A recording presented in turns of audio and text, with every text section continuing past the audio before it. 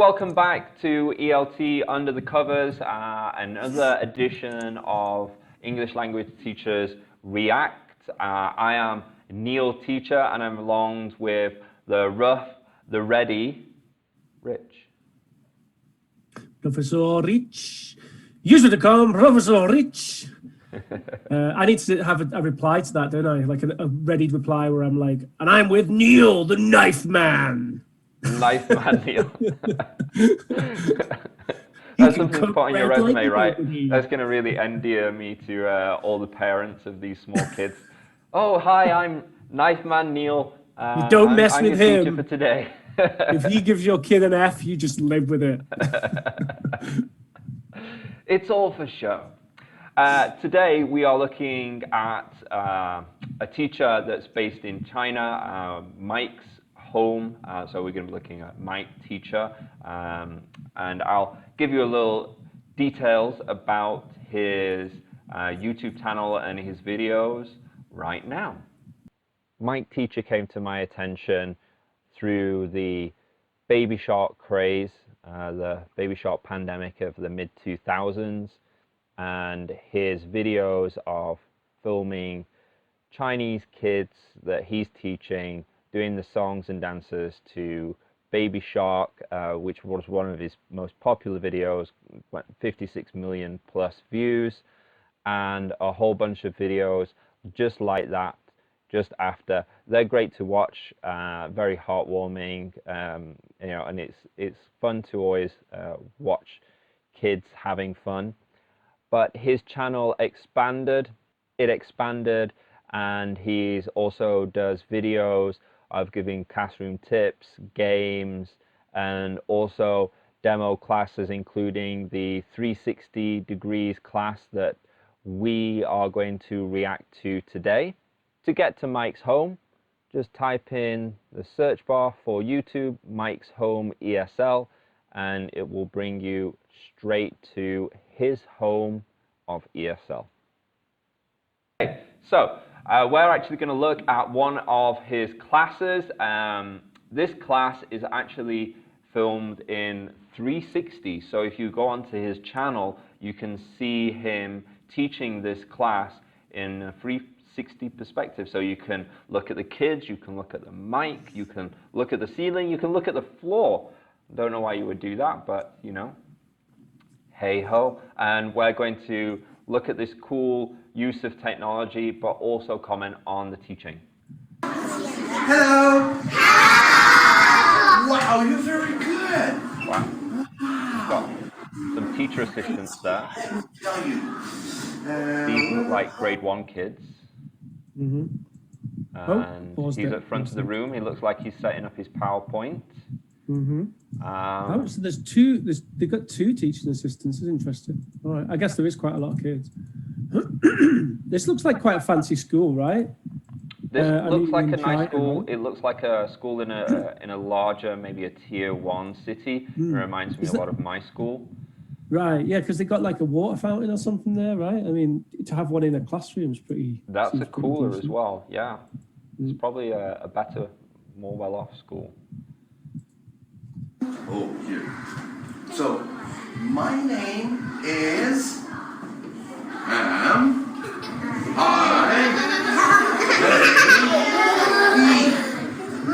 Mike.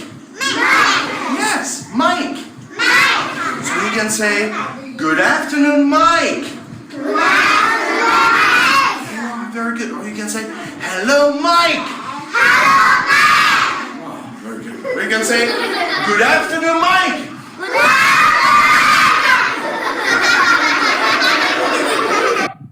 I like this.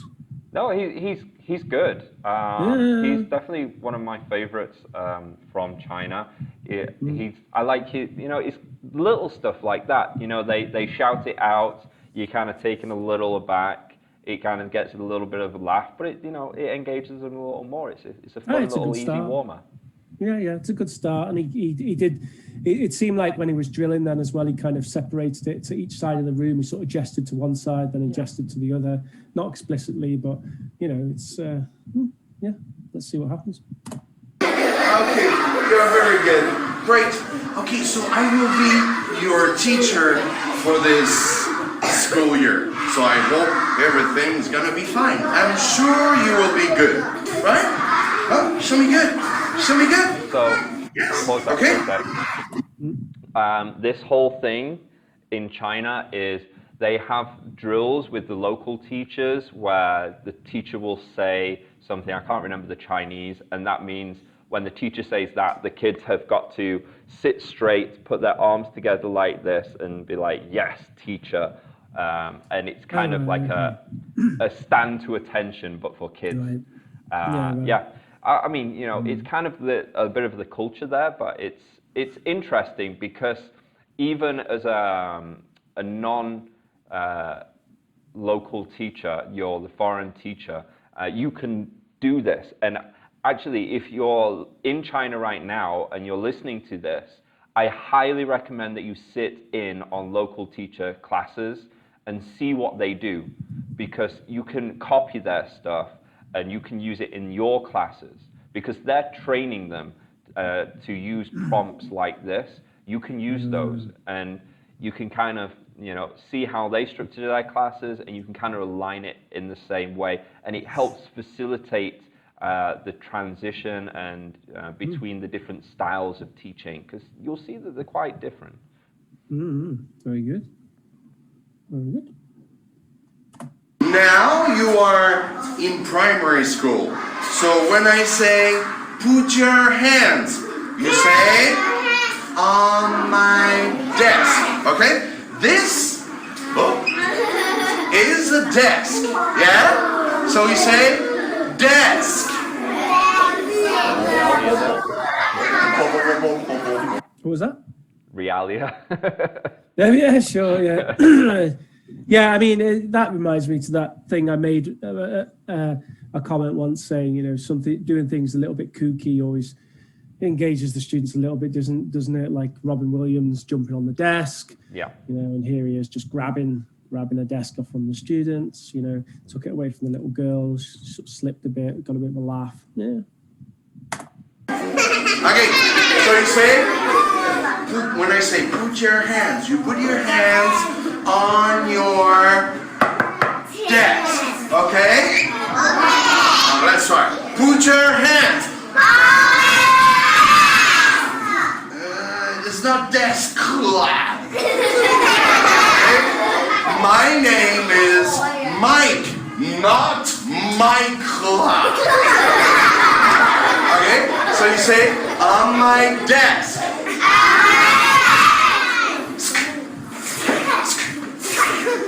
Desk. Desk. I still have some on my desk. No. Okay, so you say desk. On my desk. Put your hands.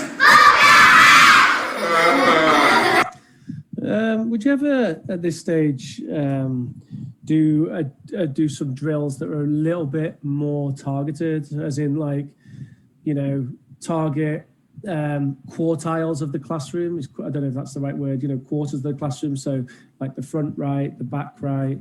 You know, so you could actually suggest it's just you people here. He's doing a whole class choral drill.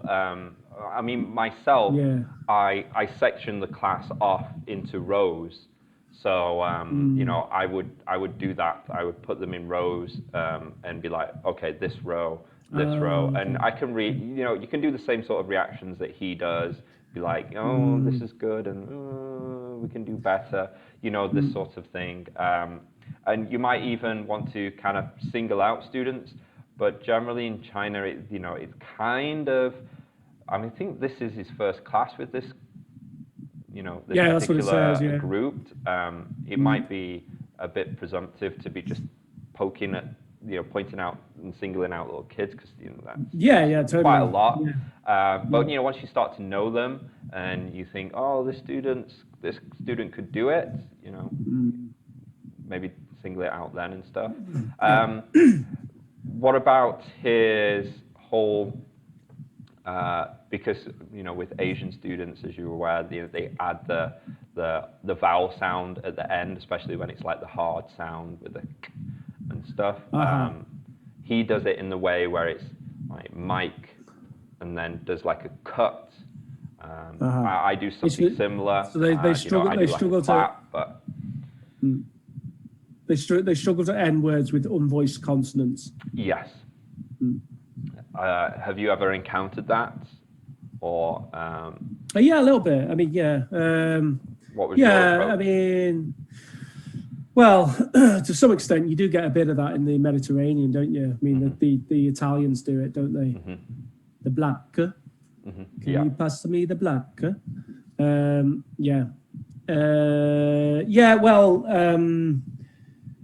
I raise awareness of unvoiced and voiced consonants first of all, when I spot that kind of problem, because actually they probably don't know. They might know the difference actually, or they might not know the difference. You have to establish that first. So you find out whether they know the difference between a k and a g, or k and g, as I should do it, right?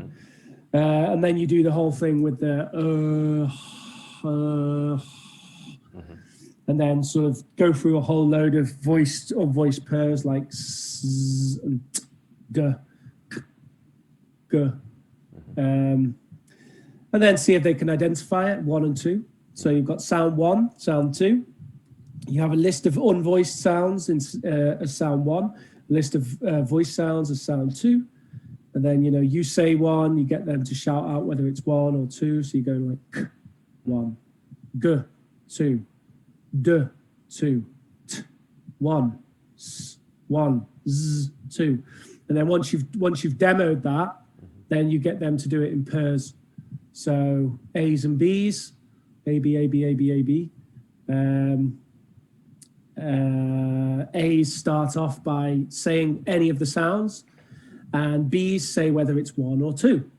And that, that can help them identify the problem 2 ways around. It can be an identification problem for B, or it can be that A isn't producing it right. And the students are usually pretty good at figuring that out on their own. So then when you've done all that, then you have to narrow it down to it being the sound at the end of the words, don't you? Because maybe it's a question of they can differentiate them and they can produce them, but then it's just a problem when it's at the end. So then you need some minimal pairs, don't you? Like bag and back, right?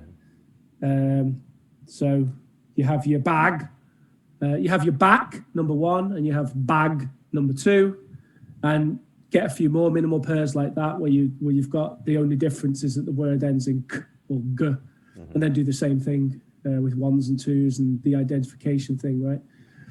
And then if they can do that and they can tell the difference, then boom, off you go. It's just a case of practice from that point, isn't it? You've raised awareness of the. I think for what he's doing, it's good for for that sort of level. I would agree with you and love at some point to try and do a whole class where they're doing these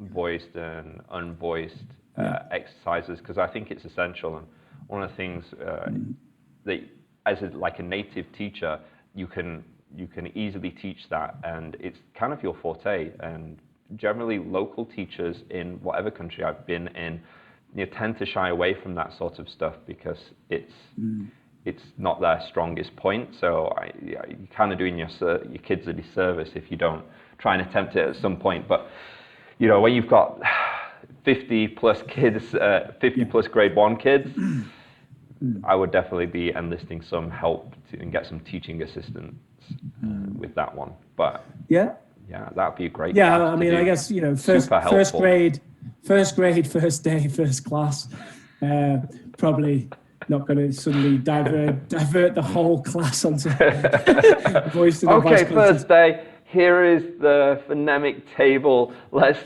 drill. Well, yeah, you remember Adrian Underhill's claim is that he always starts his classes with that. I don't know if he teaches, if he does it with kids as well, but We should find out one day. We should definitely find out. We should get the man on. Great. So we find out what Mike's going to do next? Then? Yes. See whether he goes with this or... I say, then I say, put your hands. You say, on my desk. Okay? Okay! That's right. Put your hands. You say, on my desk. Okay? Okay. Put your hands. Yes, very good. One more time. Is it my imagination or is the audio clipping? I don't know if it's in the video or it's just that I've got it too loud here. No, I think maybe it's just with the video. It might be, just when the kids scream. Enthusiastic. Yep. Oh, can we? Oh, that's a bit odd, isn't it? Oh, no, well, you can see what the ceiling looks like. I kind of want to see what the kids are doing a little bit. Let's have a look at the kids for a while. Put your hands. Yes, you are wonderful. Very good. So, I'm going to divide you into 4 teams, okay? Here is going to be team... So a lot of them are girl, boy. Is that normal for China? In my classes, it wasn't necessarily girl, boy. I know some classes that were like that. It depends on the school, depends on the teacher. Generally, I know with like the younger kids, they like to do that. And I think it's just to kind of, stop chatting as much. But it's interesting, right? Yeah. I mean, I tended to be the opposite. Actually, I'd mix it up a bit with the teens. Not normally girl, boy. Like I said, the last couple of classes I was teaching it, I had islands rather than this sort of setup. So on the island, I would have groups of mixed girls and boys. So it wouldn't have to be girl, boy, but you might have 2 boys and 3 girls, or 3 boys and 2 girls, whatever. But then with the little kids, I tended not to do it so much because I found that they really, some of them were really uncomfortable with it. I think these are just, if it's their first class and they've just started, like they've just come up to first grade, I think it's probably good to kind of be like, oh, this is the way it is. They can be kind of accepting in that way. That's a good point. Let's have a look at what Mike's doing now, because I think he's dividing much in the same way that I do. Yeah, dividing the class, right? Yeah, so that's... 1, okay? Great. So we got team 1. Cool. Yes, here is going to be team 2. All right. Let me see team 1 first. Okay. Team 1. Wow, team 1. Very good. Very good, team 1. Reward. Yeah. Good job. Okay. Team 2. Show me good. Team 2. Is team 2 good? Yeah. Team 2 is good. What's that, sorry? I'm just mumbling to myself. Right, I'm like, is he doing a tally or is he drawing clouds, or I can't see what he's drawing? I think it's a smiley face. Okay. He's obviously just he's sort of training them to be nice and well behaved right from the word go. Eh? So he's done columns like you did, right? Yeah. Yeah. It's, I can see why you'd want to do that in such a large class.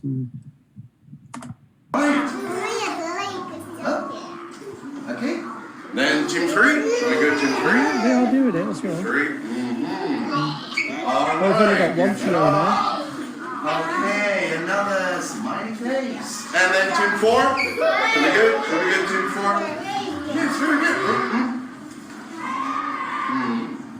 Teaching with the doors open as well. Is that because of the heat or something? Yeah.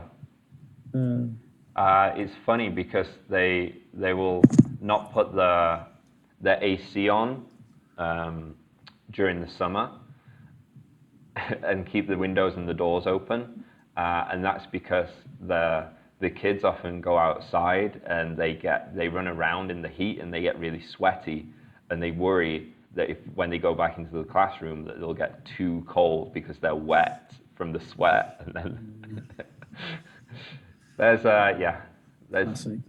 I see logic, but it's sometimes it can be a bit China logic. Yeah, I mean, at the end of the day, if you're opening the windows and doors, I mean, you should be able to control the temperature better with the air conditioning. But don't worry. Yeah. You got team 4. All right, good job, team 4. Okay, so now you are in primary school, yeah? Kindergarten is over, right? So you gotta be good. You gotta be polite. Okay? So sometimes I will ask you to stand up. Do you know? Stand up, yeah? Wait. When you stand up, no, wait. You stand up and you put your chair, put it under your desk, okay? And you stand behind your desk, your chair, okay? I personally don't think there's anything wrong with it, but I personally wouldn't touch the kids.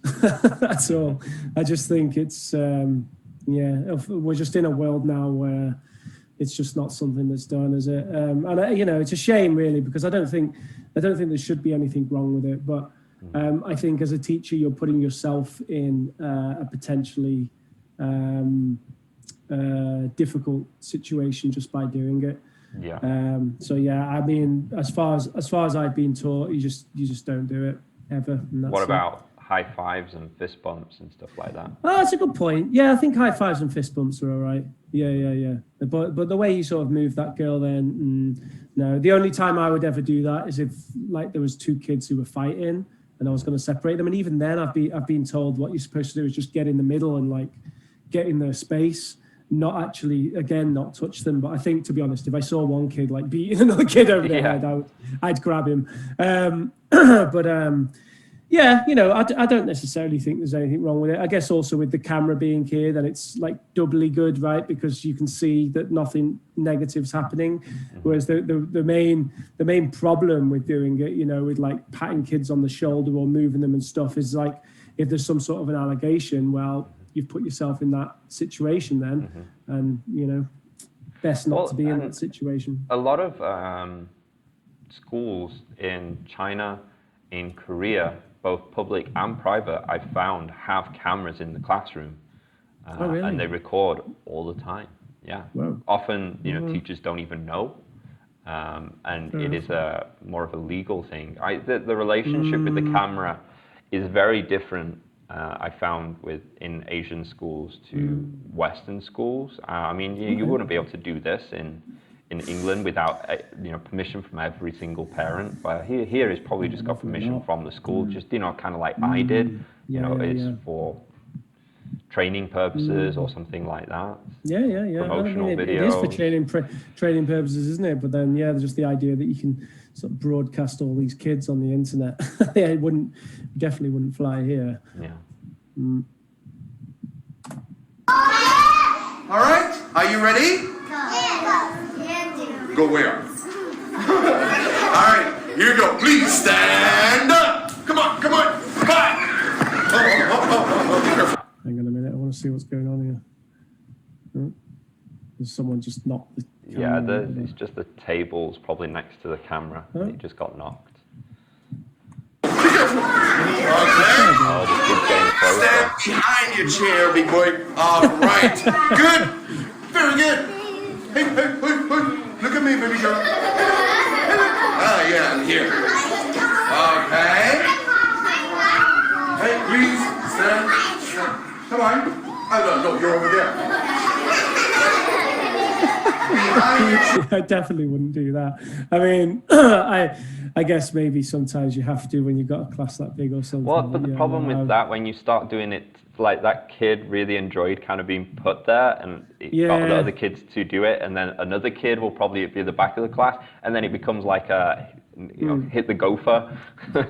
Yeah, right. Yeah. Could he not just pointed at him, pointed at his head and said, "Oi," and then motioned for him. But even then, it's kind of it's a difficult balance. But you have to do something, right? You can't just leave him standing in the middle. But yeah, I think, like physically moving him, maybe not. Yeah, I don't think there's anything wrong with it necessarily, but I wouldn't do it. This, I would go through the teams like the first column. They're all sat behind the desk, and I'd be like, this team has got it right. stand Bonus point. behind the desk, face, and then the next one, it'd be like he's not stood behind the desk. I'd be like, oh, not stood behind the desk, and give them, I don't know, less points. Just be clear, because you kind of want to differentiate the good behavior from the bad behavior, even though it's not really that bad, but Yeah, but you're right. And then his teammates will start keeping him in check, won't they? I mean, these girls are already looking at him, and they can't decide whether they're going to find what he's doing funny or whether he's costing them points. Are you reaching for a gun? Yeah. Look, that girl there, she's pulling a face. She's not happy with his behavior. That's what you need. I like her. Baby girl, behind your chair, over there, behind your chair. Hey, look at those bad boys.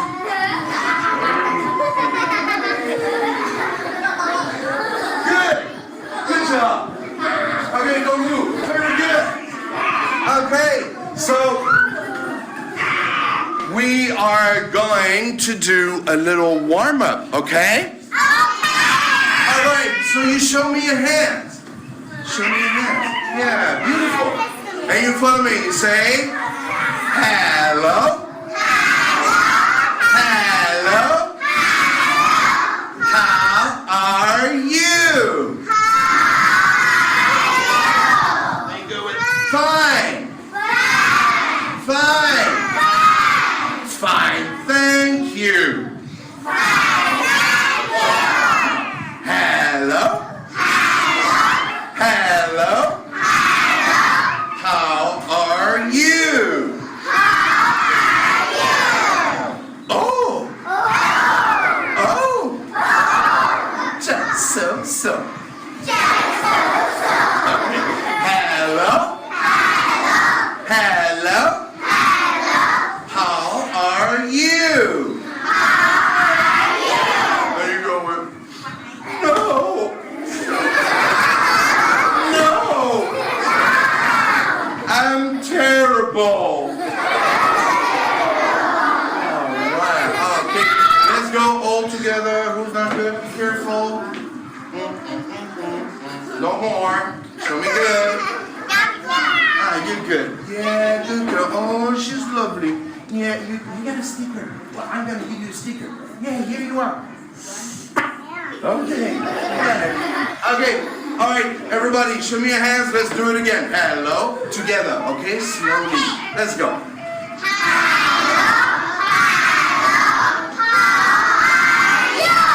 Very good. 5.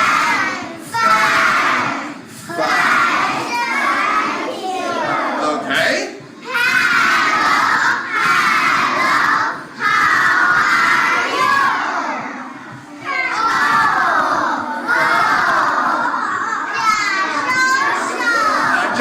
Show. Okay. Just so. Hello. Hello. How are you? And what is the next? Hi, good. No.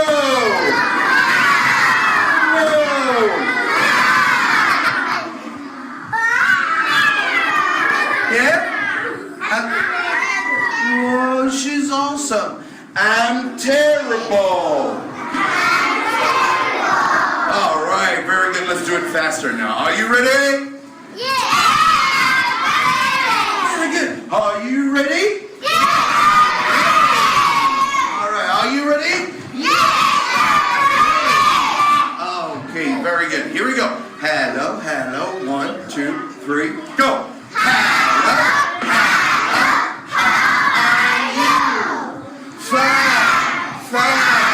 Fine. Thank you. Hello. How are you? Oh, just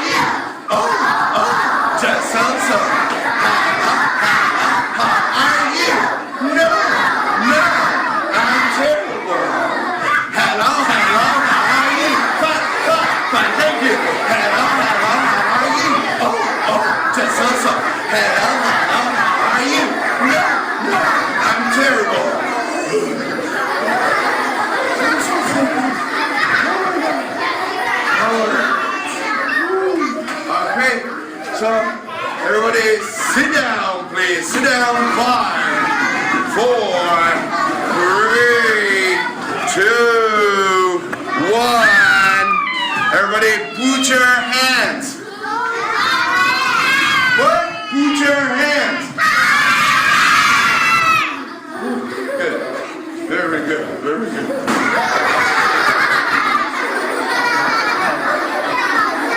Okay. Okay. Oh, about to get an advertisement as well. So maybe it's a good time to pause it. Okay. Yeah. So a couple of things that I want to unpack with that. I think when you're teaching little kids, you should be always looking to have movements, doing TPR with whatever language that you're using. It's great if you have action words, action verbs like run, jump, and stuff. But if you don't, you just have the how are you. I think the way that he did the how, I can't remember it is. It's just a couple of seconds ago. It is good because it kind of can, it allows them to follow along with the words, see that there are separate words. And there's stuff that you can do with contractions as well. So, when you're doing the I am good, you'd be I'm good. So, when they know this, they know it's kind of two words that have gone together that they've previously learnt. That's just something that I do, but, there's loads of different ways you can approach it. But actually getting them up and doing movements with the words, I think it's essential for young kids, and I think it can help, especially even if you're doing vocabulary and you're just doing a word and you don't assign a movement, like he's doing the how are you, but you can use the fingers to count out the syllables, for example. So, like saying stuff like purple. And that one can even help, when going back to the beginning where he's saying Mike, and if he says Mike and that's Mike you'd be like, you can visually show to not say the end part, so you can just say Mike, that sort of thing. So the more you can visually display the words or syllables or sounds, and also kind of give them a way to physically express, I think it creates more connections for learning. So I think that's a great thing that he does. What are your thoughts on that? I agree with you about the gestures. This is an age that's a bit below my sort of expertise, just a little bit. I think if it was like grade 3 or grade 4, I'd have a bit more of an idea. But I know that with these sort of groups, you have to use more gestures and things. I think you know what I'm going to say in terms of negative things, though. I don't like that it's synthetic. That hello. Like, when would you ever go up to someone and say, hello, how are you? Imagine if we started the podcast, Neil, hello, how are you? You'd be like, Rich, what's wrong with you today? You know what I mean? So I don't like that. I don't think there's any point in it. I think I would just go straight into how are you? Or even how are you today? How are you today? And then how are you almost becomes one word. How are you? How are you? Teach it as one word, whatever. How are you? How are you? How are you? I'm good. What was the one? Just so. It's like, it's a bit much, I know it's funny. Yeah. I know it's funny, and that's good. But also, it's just so synthetic, Hey, Rich, how's it going? It's a balance. Just so. Well, it's Rich, definitely a balance, because I think a lot of it, though that vocabulary is going to be what's in the books. So. But just so is fine. It's just the way that he teaches it, the way, with that intonation. Imagine if you were just like, hey, Rich, how's it going today? Just so. You'd be like, all right, someone in a singing mood, are you? Just so. I mean, you could teach it like that. Just so. And, you know, you could still make that funny. You could do like an expression, just so, sir. Just so, sir. You know, at least it's a little bit more authentic than just so. I don't know. It's a bit much. Yeah, I would just I'd try and make it a bit more authentic. And especially the question, how are you? I hate it. Quite a lot about, you know, what he's doing. You know, like, I'm the new teacher, and he's explaining. And for me, I feel like you could cut a lot of that away and just grade the instructions a little bit more, because he's using more words to explain than the words that he's actually teaching.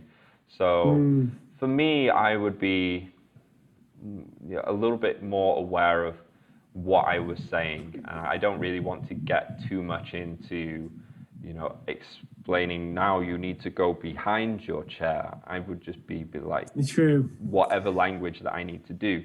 So yeah. But that's, you know, would be, I guess, could be classed as synthetic, because you. I don't know, not necessarily, because I mean, it was synthetic the way he was doing it, because he was using individual. Well, the thing is also, when you're giving instructions, I think it's a bit of a different thing. It doesn't have to. I think when you give instructions, you don't necessarily need to use authentic language, because with instructions, it really is just all about, do these kids understand me? And in real life, when you're communicating with someone and they don't understand you, you start to use frozen English. You know, it's a one situation when we really do use it. You know, when you go up to someone, you say, "I'd like a beer, please," and they go, "Eh?" You go, "I would like a beer." You know, it's like people do that, really, don't they? So, you know, it's actually an authentic situation to use frozen English is when you're giving instructions. It's so yeah, like, no, I think it's fine. It should be reversed when he's giving the instructions to, you know, hello, how are you, that sort of thing. That would be the more frozen, more, you know, synthetic way. When he's giving the instructions, when it'd be he's more actually frozen. getting to do it. When he does the drill, the drill more, Yeah, when he gives instructions about the task and about the class, then frozen's fine. And then when he's drilling, authentic, yeah. Is this not his presentation? I'm not sure. How are you thing? Maybe. I mean, is he going to make a task out of that? I don't know. Let's see. Yep. Oh.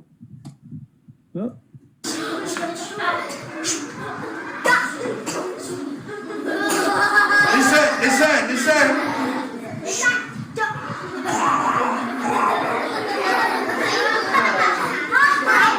Huh? What you say? You're hungry! Yes, I'm hungry. Oh, recitation. Yes, so hungry. Listen. I want to eat something. Do you have something for me? I have no food. No food. What do you have for me? No, I don't eat paper. Well, you got food for me? Huh? Can you give me some food? Oh, no, I don't eat it. You give me some food? Yes, look, in your hand. Look. Wow!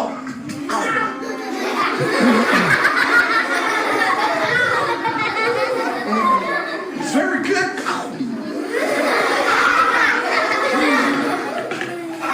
Do you know what is it? What is it?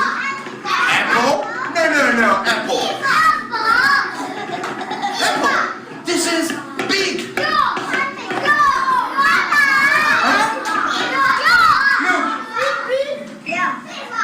What is that? Oh, food vocabulary.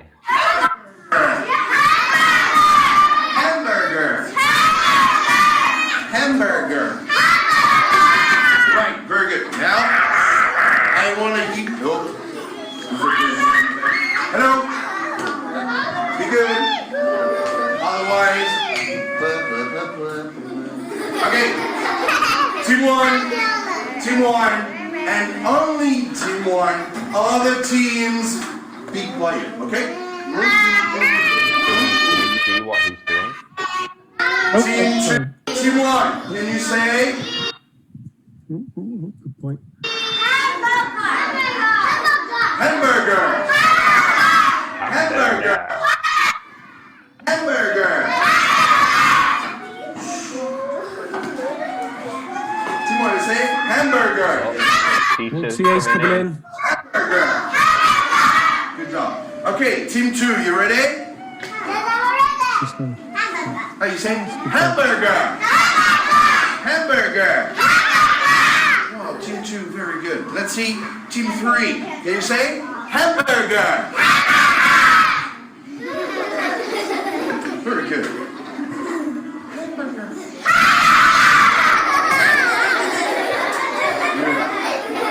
Team 4, can you say? Hamburger.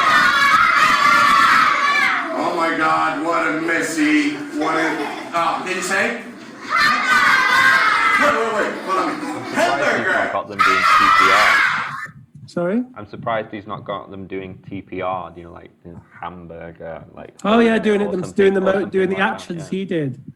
That's a But did good you point. notice he was able to elicit a lot of the vocabulary at the beginning? Hungry. Yeah, I know. Yeah, I was a bit. I don't know. But there's going to be CELTA teachers, there's CELTA trainers right now that's just rolling around in TTT. Yeah, I mean, I don't. Yeah, elicitations, decent or whatever. But I'm a little bit confused as to what all of the "hello, how are you" stuff is all about. It's a warm-up, like I said. But what's the relation to what he's doing now? It's just to get them energetic. Right. Okay. All right. It's generally my understanding, you know, when you with the teaching the kids, you have these warmers. Well, you know, I don't know if they people. I'm not sure how people use them correctly or not. But the idea of, especially when you're in schools, that the kids come into the classroom, maybe they've had lunch, they're feeling a bit tired. To get their energy up and to get them to focus again and get engaged, you kind of have to warm them up a little bit. But you know, he did spend a good 10 minutes on it. I do a warmer at the beginning of my class where we go over the classroom commands, and generally it takes 5 minutes. That's a good one. Yeah. But you know, this is the first class, so maybe he wanted to make more of a meal out of it. I think going over classroom commands is a good way to start as a routine if you're going to do something like that. And sure, you can make that energetic if that's really where you want to go. One thing I forgot to mention as well, I did like how he sped it up. You know, that how are you, and then going faster each time. You know, when you're doing drills, and this is their first class, so they're super into it, right? Because it's like, wow, we get to shout and stuff. But, you know, come towards the end of the year, they've got exams coming up, they're feeling tired. The foreign teacher is not so much of a novelty. You know, being able to do drills and kind of change it up, go a bit faster. You can introduce different voices. So drilling with, you know, like, oh, now you've got a girl voice, now you've got a monster voice, now you've got a robot voice.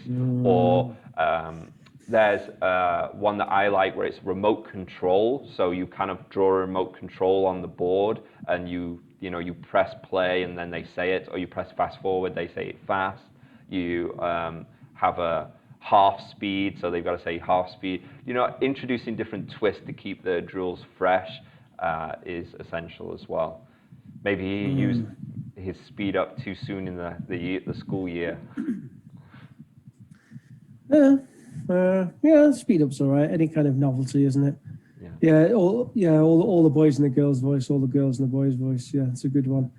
I actually got I got a cautionary piece of feedback about that once in a lesson from someone who the way they put it, they're a good person. They said, you know, I personally don't find it offensive, but there's some people who might find it offensive because it's like speak like a girl kind of thing.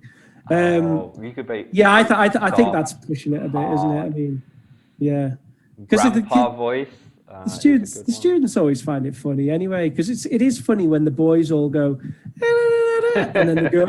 And it's funnier when the girls do the boys because they don't just do low voice; they do dopey. They're like, right? So it's. I think it's good. I don't think there's anything wrong with it. No. Yeah. All right. You could do all kinds. Yeah. Yeah. And emotions are good as well, aren't they? Like now say it and also be really intelligent. Exactly. Hello, Intelligent, sad, angry, happy, aroused.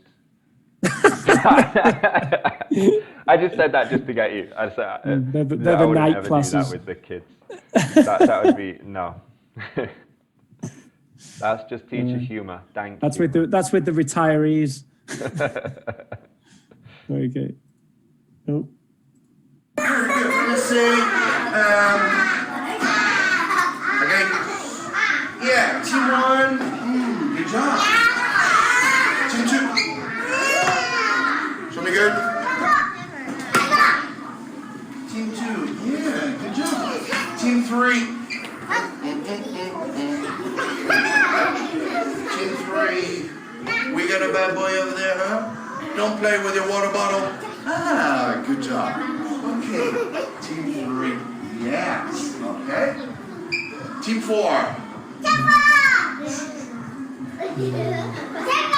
Good. Okay. Team four is good. Oh, right. Great. So we got yes, hamburger. So very hungry. This just reminds me of the Pink Panther. Now. I know. Hamburger. I want to have a hamburger.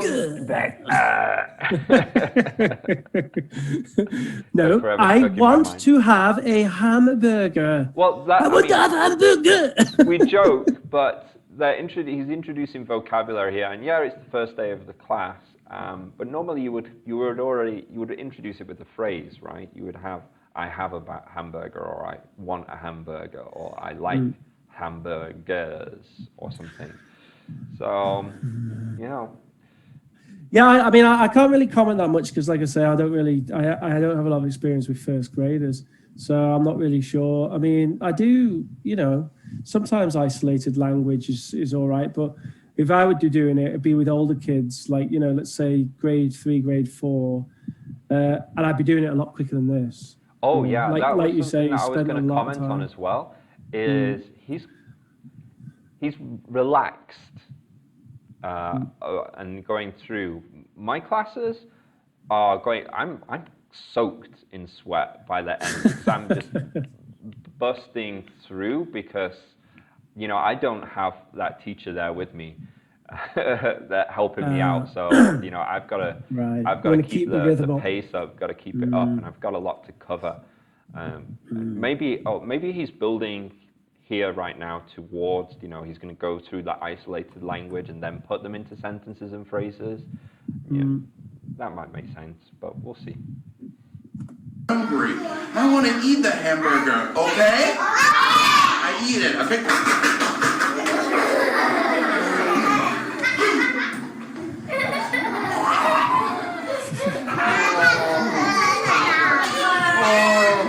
I'm still hungry. Hamburger so small. Well, do you have food for me? Oh, thank you. Look, what is it? What is it? Ah, yeah. Be careful. Hey, what is that? What is that? Yes, fries. Or you can call it French fries. Very good. French fries. French fries. I mean, he's got that completely wrong. Let me see. I mean, those are blatantly chips.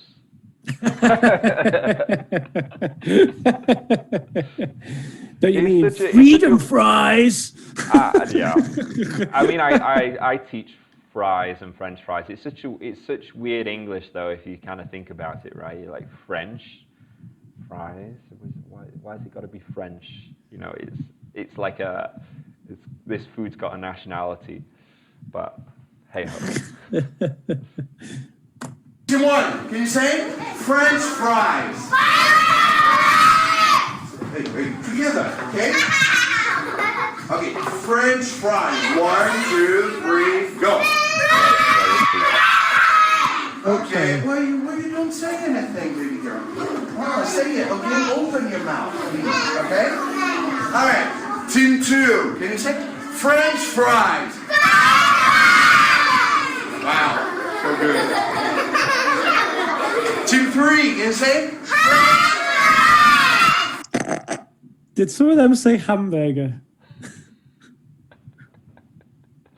Possibly.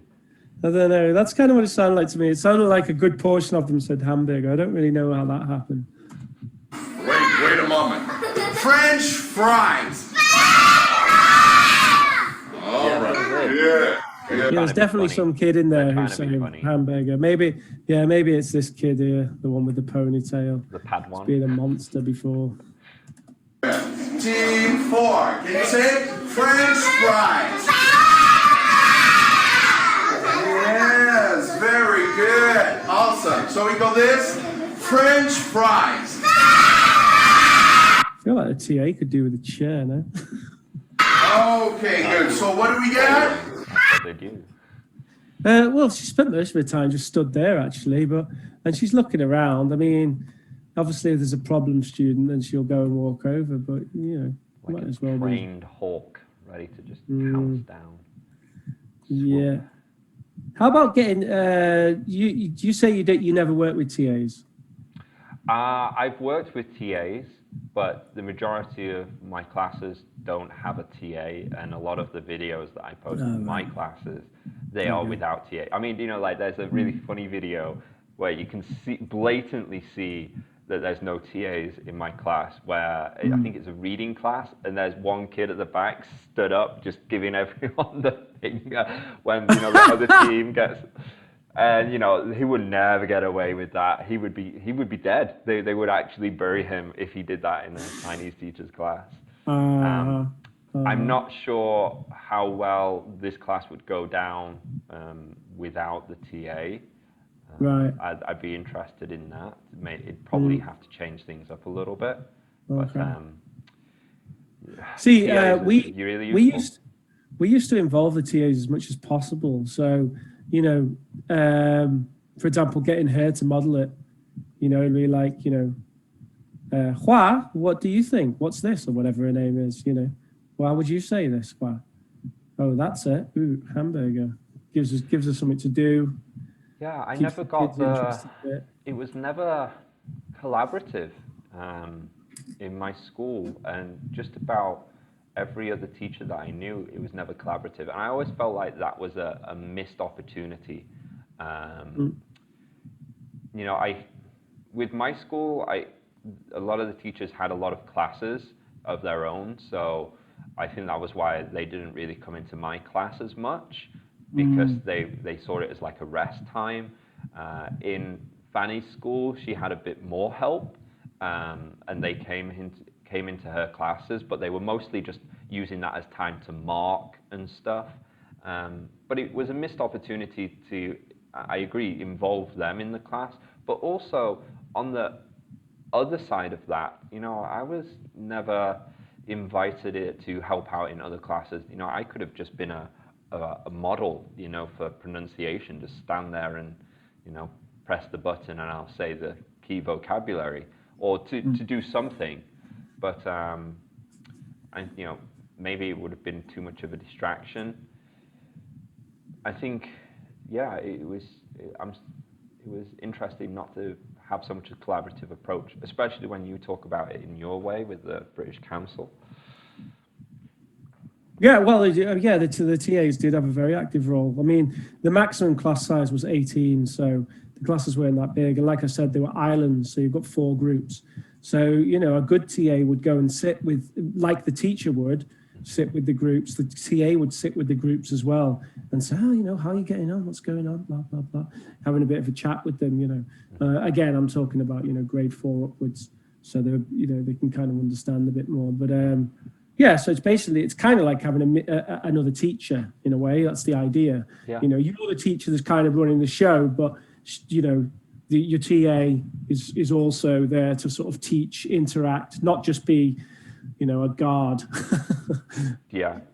Well, Which is again, this is British Council, so you know they're paying a lot more. It's a whole different approach.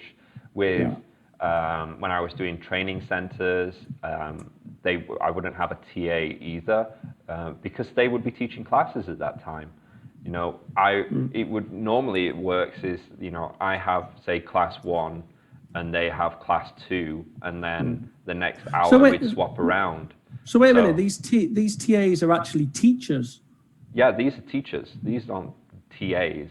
Oh right, okay. Yeah. Oh well, that's a big difference then. Yeah, the TAs at the British Council were just, you know, they were like university students who were coming in to help out. Yeah, they weren't like actual teachers, not qualified at that stage anyway or anything like that. No. Mm-hmm. So that's a big difference. Then. That would be a really good thing to do to, you know, as part of a course for like some teaching accreditation, to just be a TA for like a year and, you know, follow an experienced teacher around, you know, help out with their classes. That would be invaluable rather than just, you know, being first just thrown into a classroom. You kind of would build up your comfort level with, you know, teaching kids. It'd probably save some students some terrible lessons, wouldn't it? Yeah. All right. What is that? Yes, very good. I'm gonna eat it, okay? Look, but we're gonna do the action first together. Show me your hands.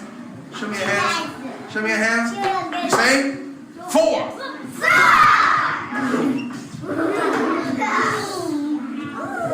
Everybody say French fries. French fries. French fries. Yes. Good grammar and spelling are We have an ad. It's okay, I'll cut this out. Oh, that happens. important. But if you want to write essays that I don't know inspire, exactly what happened there. French fries. Yeah, we don't want to be playing other people's YouTube ads, do we? Well, it's gone all weird. Just 1 second.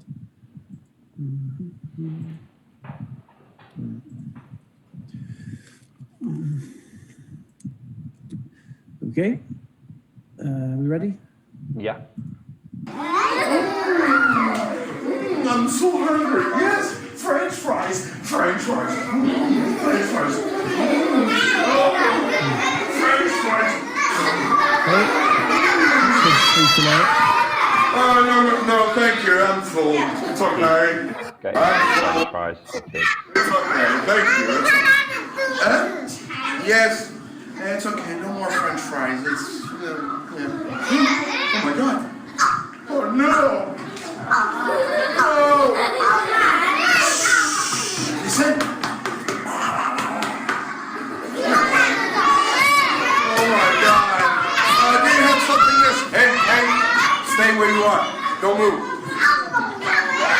Oh, you got some. Oh, thank you. What is it?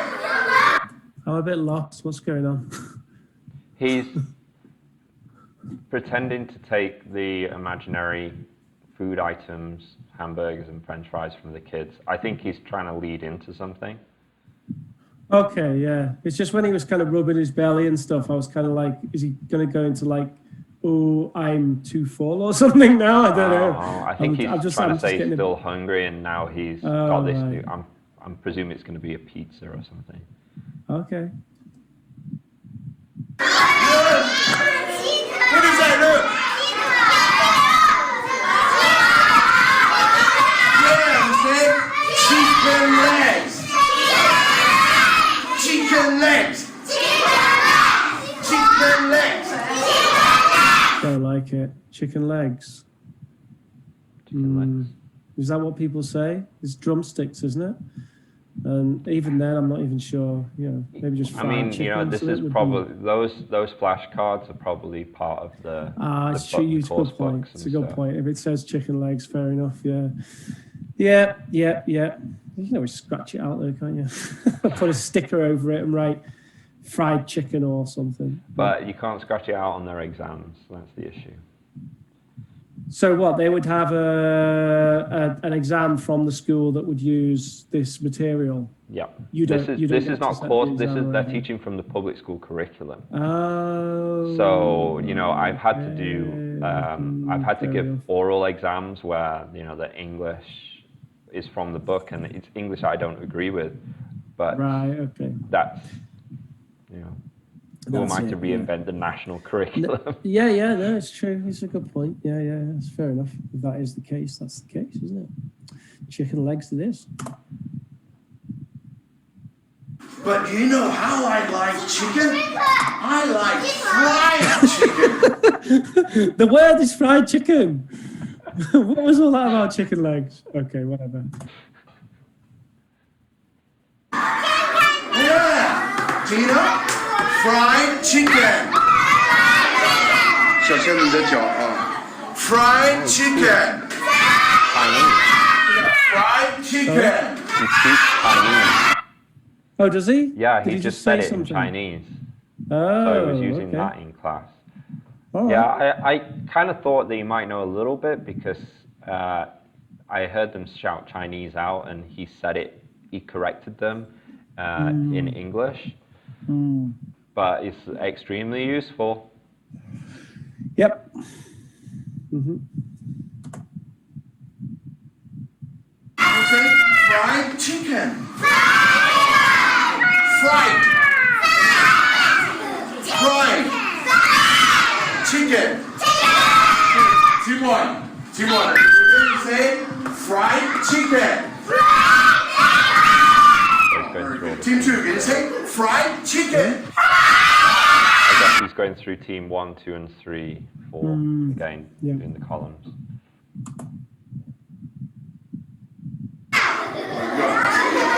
Team 3, can you say fried chicken? Okay. Team 4, can you say fried chicken? Fried chicken. Yeah, Team 4 was very good. Team 4. Awesome. Yeah. Right? You see? Stickers. Oh, that's the reward. Will be good. So. That bad boy over there. Good. Had one. So I guess team 3. Bye bye. So be good. Okay. Huh? All right. Or next time you go out. Next time you go See your out. teacher, okay. Yeah. Go out. Hey, who's going on? You. Bye-bye. just, Okay. No. So show me good. All right. Wow, Okay. it Good looks job. like the teacher's Very left good. now, so Oh, that's we'll good. see. Good. No, she's there. We're in primary Oh, school, no, she's still there. remember? Kindergarten is over. 好了。我说的，现在我们上幼儿园。No. Primary school, how to say that in Chinese? 小学，是吧？我们是小学生还是幼儿园呢？Okay, good. All right, let's go. Good. So, remember, we ran. What we got? We got a hamburger. We got French fries, and we got fried chicken. Right? So you can say, I like hamburger. Do you like hamburger? Yes? You can say, yes, I do. Do you like hamburger? Yes, I do. Okay, so you can say, everybody follow me, say, show me your hands. Come on, everybody, say, I like hamburger.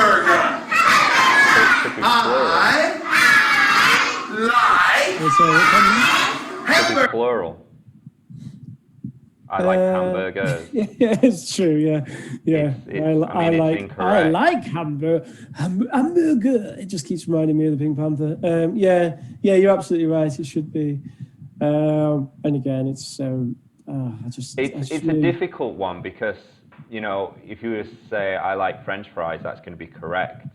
But it's already got the S there. I like fried chicken, that's also correct because it's, you know, uncountable, I guess. Yeah. I like but hamburgers. I mean, that's why I generally don't start out with, you know, doing like, because you end up having to teach about groups and then the plural and stuff like that. Normally it comes a little bit later on, and maybe it's their course book. Will they have done like the verb to be and stuff in kindergarten?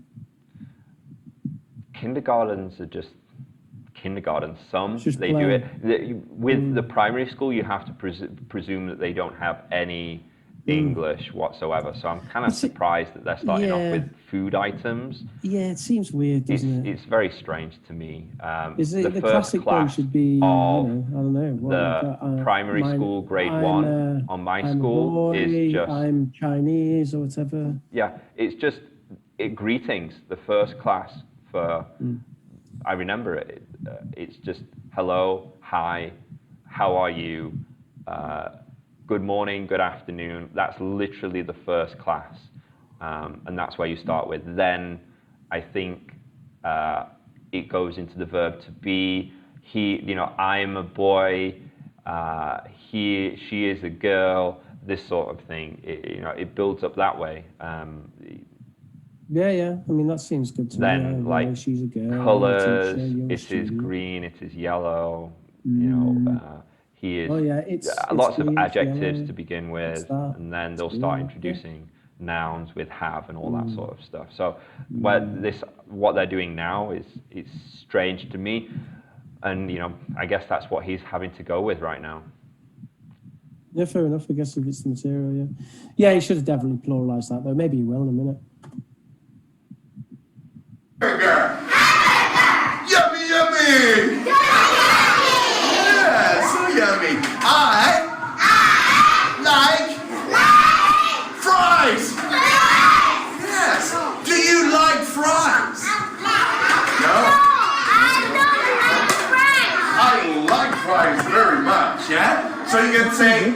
Kid just come out with I don't like fries. Yeah, but a lot of he's using, you know, bigger sentences, you know, more complex sentences, and they seem to be understanding.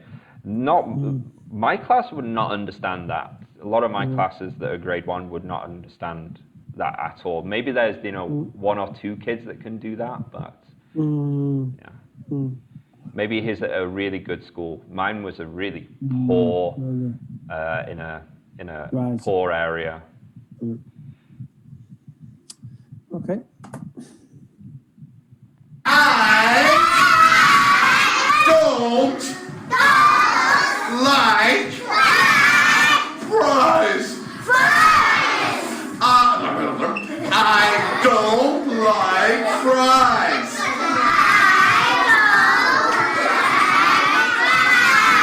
Okay. I don't like fries. So you say, I don't like fries. You're very good. Awesome. Okay. For everybody. Yeah. All right. Good job, team one. Yeah. Good job, team two. Yeah. Good job, team three. Yeah. Good job, team four. All right. Good job. Huh? Oh, you don't want? Oh, you don't want? You don't want it, huh? Oh, okay. All right. All right. So, I eat a hamburger. Yeah, what was missing? What was that? Yeah, chicken. Like a very good chicken leg. Where are we going with this? I'm getting kind of bored with this drilling, constant drilling. I mean, is that what happens in these classes? It's just constant drilling? Or? It seems that way right now. It's like it's going to be a whole class of drilling and presentation. You know, Maybe if that's we- what he's just been asked to do. Maybe if we blast it ahead to sort of 30 minutes and see what we got. Sure. One thing I'd like to point out, though, is, and I'm kind of confused because, you know, he's doing the I like fries and then I don't like fries, but he's also asking the question, do you like fries? And they're saying yes or no, or yes, I do, no, I don't. I kind of would teach them kind of separately if this is the first time that he's introducing like, or you introduce negation separately too when you're teaching auxiliary. In my opinion. But hey ho. I think what I can see is there's a lot of positives in how he is as a teacher, but in terms of the lesson plan, I think it's there drilling. are because even his classroom management and stuff is not too bad, right? He's got the rows, like you said, he's got his point system, he's pretty good at sort of pointing things out to them and stuff like that. And you need to sit up more and you're doing well, here's a point. So his kind of his teaching style and stuff is well built up, but then the actual classroom plan here, I don't know. I mean, if I feel bored, right, and I'm an adult with an adult's attention span, you'd hope, right? These little kids, they're going to get bored out their mind by this eventually. Like I think what you were saying before has a lot to go for, right? That he's running off the fuel of the fact that this is the first lesson. There's a bit of novelty there or whatever. But I feel like down the road this wouldn't. I don't know. I just can't imagine these kids being that into it after half an hour. No, you're gonna need to break it up. You're gonna need to get songs in there. You're gonna need some controlled practice, and hopefully, if you've got good enough classroom management, freer practice, more production. Getting them. It's difficult to put them in groups because then they don't. That often it's not part of the culture so much, and you have to teach that and build that up yourself. Maybe he's got the teacher there, so that would help. But doing activities that don't involve him, I'd like to see. Yeah, I'd like to see some production, definitely. Let's see. I mean, they're in pairs at the tables. Yeah, they could do something, couldn't they? But I don't know. Let's see. Okay. All right. So I eat a hamburger. Yeah. What was missing? What is that? Chicken. Like a very good chicken leg. Yeah. So you can say I like chicken legs. I like fried chicken. Yes, good. But so, oh my God, hamburger, fries, fried chicken. I want to drink. Hey, guess what is it?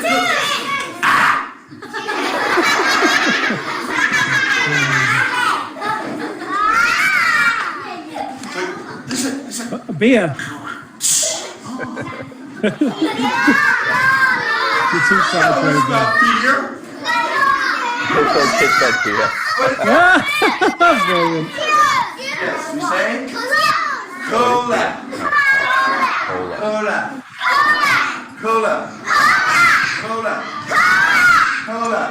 They actually use the brand. Do you like cola? Yeah, I mean, Oh, you like cola? that's Wow, that's a very good baby girl. Yeah, my baby. That's, I mean, sorry, did he say Coke? He said Or cola. he said cola, right? Yeah. So yeah, I mean, you could say cola, couldn't you? I mean, but I remember it being in the books. They say cola. I think you should say soda or pop or something like that, because.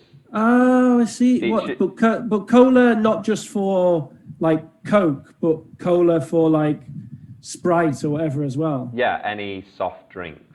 Okay. Well, it's a weird thing actually, but you know how we have words like pop in the UK, right?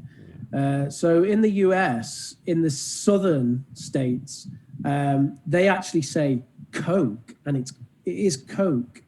But Coke in the southern states of the US means any fizzy drink, even Really? though Coke is a brand of cola.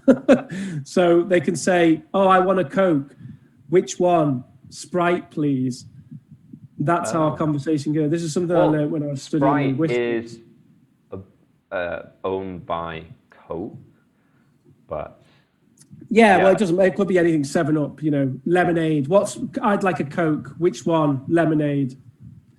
Because it has no relevance to the brand. Coke is just the word they use for fizzy drinks. For pop. Yeah, and no wonder why these kids get confused. So yeah, there's all kinds of different words you can use for it, isn't there? But yeah, okay. So we've learned French fries, fried chicken, hamburger. I don't like. Cola. Maybe I don't. No, I don't. Or yes, I do. I'm not sure if that was part of the aim. And we've got 2 minutes left. Let's see how he ties it up. Yeah.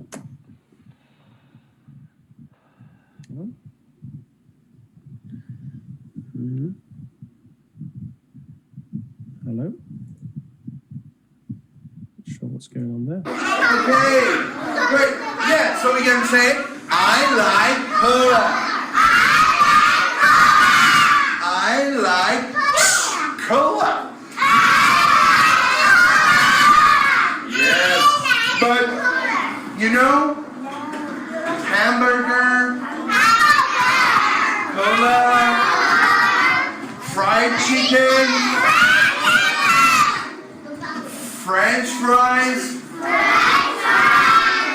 not good for your body. Right? You want to stand in the back? You want to stand in the back? You stand in the back. Is it padlock? Okay. So all these food, like cold junk food, not good for your body. Okay? Okay.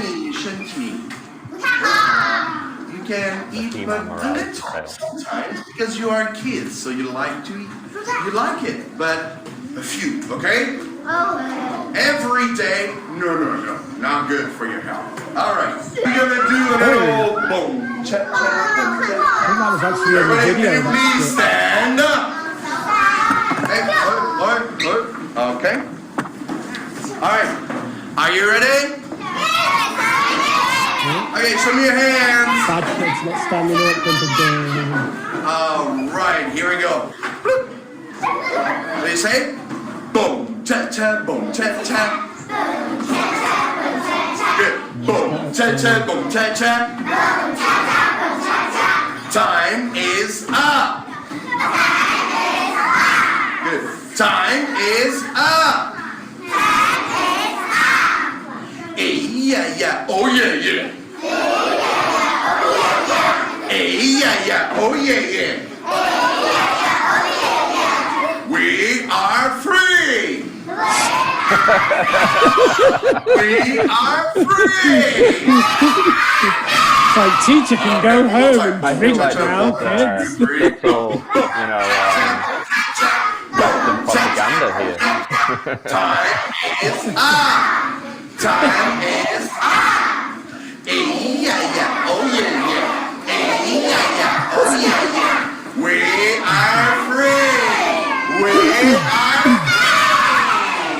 Okay, sit down, please, quickly. 5, 4, 3, 2, 1. That was a rather sudden end.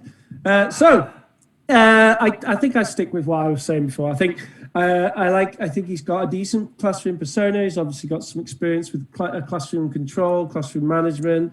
He's got some interactions there going on with the kids. He's quite comfortable with this age group of kids, things like that. But I just really, really did not like the lesson plan. It didn't make any sense to me. Not only in terms of what vocabulary is prescribed by the course, but also in just the choice of presenting it. The synthetic nature of the drills really didn't like that at all. But yeah, him as sort of the teacher, as entertainer, you know, that kind of, you know, jolly, energetic figure. Yeah, you know, good. Yeah, I would agree with you. I don't think this video is maybe that representative of his general class. I get, you know, from his other videos, I've seen that they're doing a lot of singing and dancing. Right. I mean, we just chose this one randomly, right? So yeah, you know, we might have just chose one of the early ones, or yeah, it's from 2017. This one, so yeah, and you know, it could have been the case that, ago. you know, the computer was down. Well, even if the computer's down, you know, you can still do songs and dances to break up the class and do other practices and that sort of thing.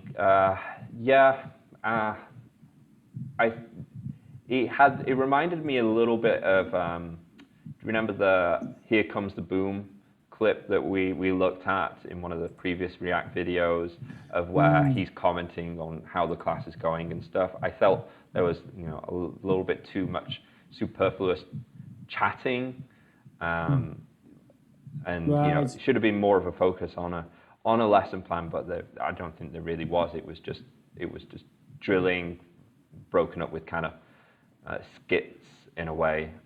Maybe the school wanted, you know, maybe that sort of thing. They just like, oh, we want you to do an oral practice class, and we just want you to do some drilling. Yeah, that's it. It could be. No, it could be. You don't know. I have noticed the video has a significant dislike ratio, so I wonder if this is just not one of his best ones, you know, and maybe. All the power to him, though, because, you know, we don't always have great classes. No, of course not. So to put something warts and all up there, yeah, you know, that's great. And I think generally, if you're putting up a first class for the first grade, you know, it's kind of ballsy, because those classes are not going to be your best class. It's an introductory class. Yeah, you know? Yeah. My first class wouldn't probably look that much like any of my regular classes, because, you know, a good portion is showing about me, so the students can get a connection with me. So I'm showing them pictures of my life, and stuff from my culture, along with, and you know, I'm doing those classroom commands as well. And I'm getting them to do Simon Says, you know, to follow along with the class. Yeah, right. That bit of practice. See, I was just thinking that, Neil. I was thinking, like, why? I mean, definitely the synthetic drills did my head in, but why was there not a game there? Because there's an obvious, easy game, isn't there? He's got the cards, and you can just like go up to a row and just be like, boom, you pull out a card, right? And then they have to say, I like whatever is on the cards, right? Or you could even have another thing, the symbol, or he just does it. He could do a thumbs up or a thumbs down, right? Like, I like hamburger. I don't like French fries, right? And he's holding up the card with the picture on. And then you could do it quickly, right? So you go to group one, they do it, well done, that's a point. You know, get the TA to write it as well. Yeah. That's a point. Wow, write the point.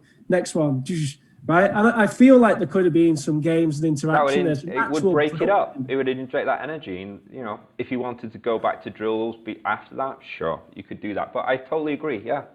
Yeah. I mean, you know, drills, song, or using that. I mean, why is the last song, that end of the class song,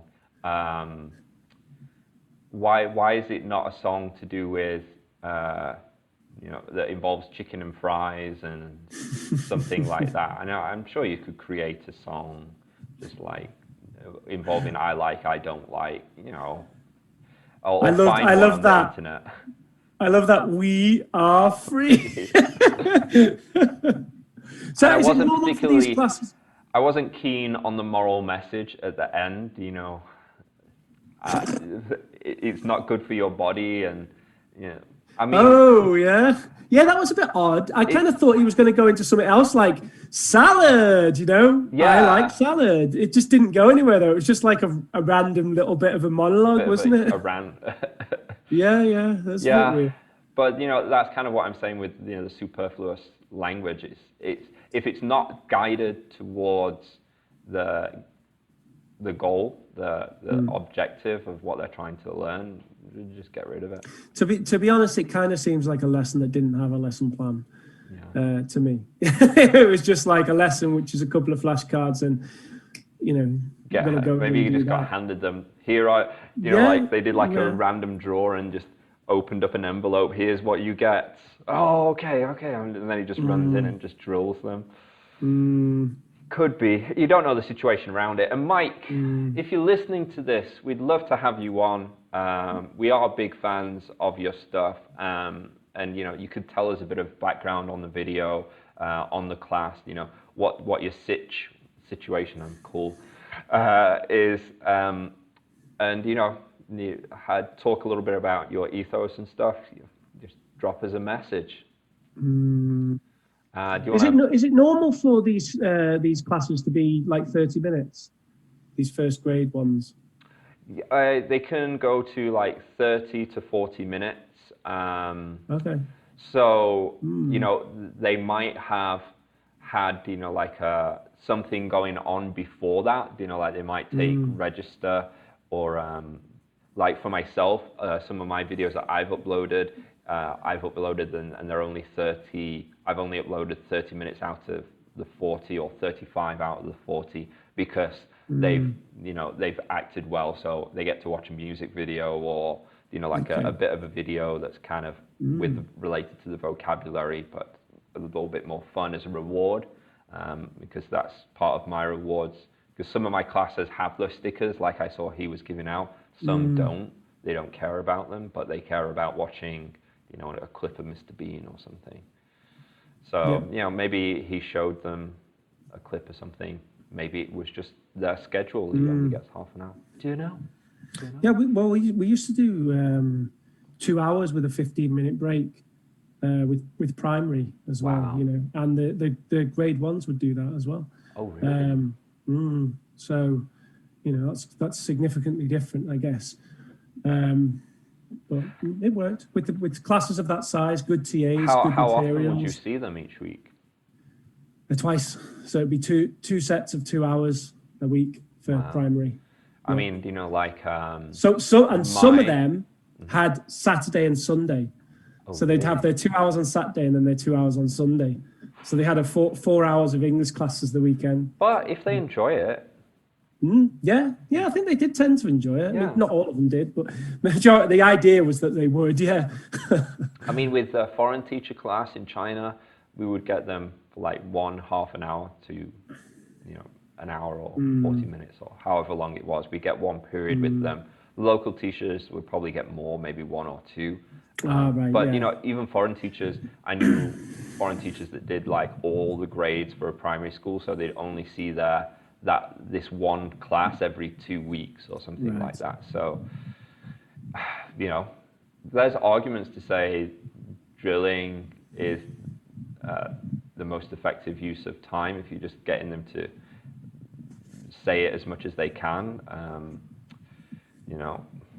but it's difficult. With the native model. Yeah, I think that's it's a bit of an outdated mindset, isn't it, though? I think the idea of just getting them to look forward to being in English class and, enjoy English and getting them engaged with it and, trying to create a love for English that they might carry outside of the classroom is your best bet, the most cost-effective It's always your best way. Always your best bet, isn't it? Even with adults. Yeah. Because if you only see them every now and again, every 2 weeks, but they might not learn that much in your class. But if you can, instill that, English, it's easy and it's fun. You just kind of have to do it. And here's all this stuff. Go online and what have you, and just be like, oh, I want to be like Mike Teacher, and Mike Teacher's funny, and I'll do the same stuff that Mike Teacher does with English, and maybe that promotes more lifelong engagement with the language. Any final thoughts? Don't know. I don't think I've got anything else to say about it, to be honest. Yeah. Okay. Well, I'm going to sign off as Neil Teacher. Remember to check out teamteacherchina.com for all our lessons, PowerPoint lessons, and Team Teacher China YouTube for some of my live lessons, along with a bunch of other stuff. Team Teacher English for some videos that you can give as homework if you're a teacher or kids to just kind of follow along. They're basically our PowerPoint or automated. And we have Team Teacher Baby, which is teaching, parenting, all that sort of combined. And obviously ELT Under the Covers, where we get under the covers with the rough and ready Rich and really delve into the English language industry. And over to you. Yeah, and I'm Rich. If you want to wire random sums of money to my bank account, I'm more than open to that. How would they do that, though? I guess I'll have to give you my bank details. Or you can subscribe to Professor Rich, which is a dead YouTube channel. Please go to Professor Reach and reinvigorate that channel with your money, with your views, with your attention, as that's the modern day currency. So signing off from ELT Under the Covers. Until next time, bye bye.